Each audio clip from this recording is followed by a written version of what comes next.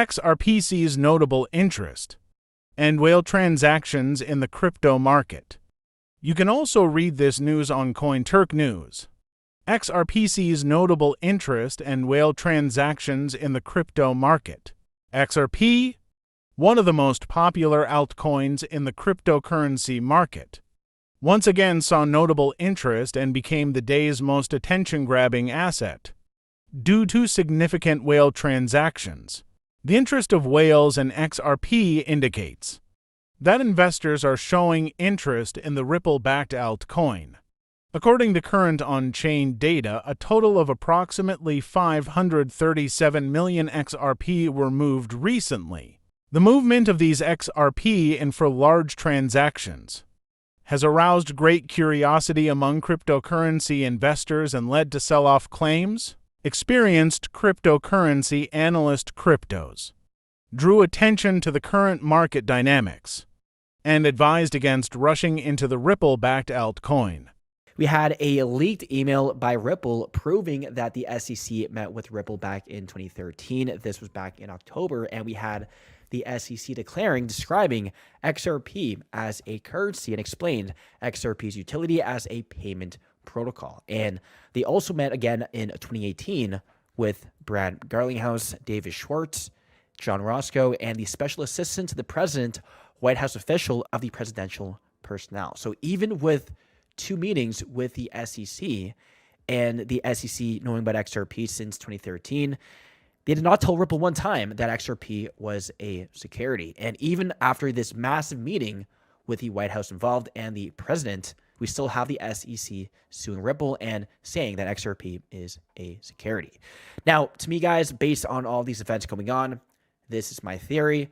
The lawsuit is just all theater. It's all fake. It's all pre-planned. And the only reason why we're having this lawsuit is to give XRP that legal clarity. And this is all possible by having this lawsuit. So if you guys believe in this theory, that means Gary Gensler is actually a good person and he's just doing his role given by the 1%. From Stu Elorati says, before the SEC sued Ripple, Chris and Brad 3 years ago today, they offered us the following settlement. The SEC would announce to the market that XRP is a security, and the market would be given a short window to come into compliance. And the response from Ripple was no, because XRP is not a security, and the SEC never built a framework for crypto compliance. So at the end, we had Ripple not agreeing to their terms. We had the SEC suing Ripple, and then we had Judge Torres declaring XRP as a non-security. So at the end, Ripple has won, and everything has worked out. Now we have the debt box case, and government lawyers were found lying to the court to gain an unfair advantage in litigation. And we have an answer from the SEC, and their answer is to go forward with those lawyers and teach them how to be honest when saying things to the judge. Guys, this is such a ludicrous response. How do we have lawyers in the government lying during a court case? This just shows that the whole entire system is corrupt, and the SEC is clearly not doing their job. We have the latest update from Gary Gensler. Let's take a look at this video. A lot of non-compliance with the securities laws that are there to help give you the disclosure so you can make the investment decision, but also to protect you against fraud and manipulation. And there's been far too much fraud and bad actors in the crypto field. There's a lot of non-compliance, not only with the securities laws, but other laws around anti-money laundering and protecting the public.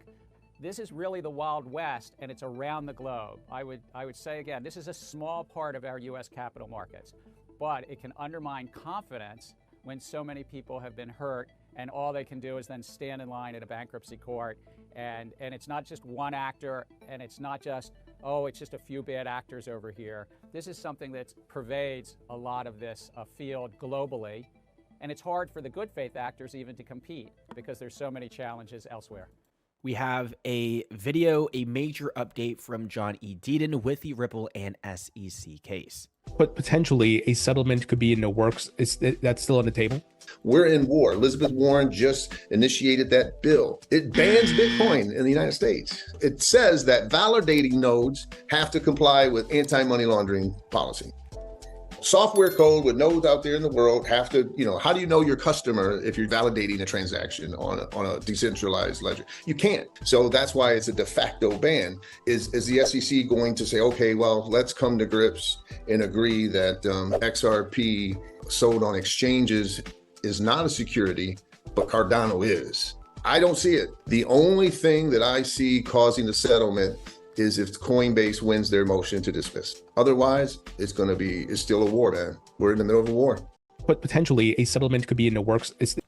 Make sure to check out Thinking Crypto on YouTube. And as we have Ethereum pumping and about to take over Bitcoin, we have Bitcoin maxis now talking about ETHgate. This is all something we talked about years ago, and the XRP army are always ahead.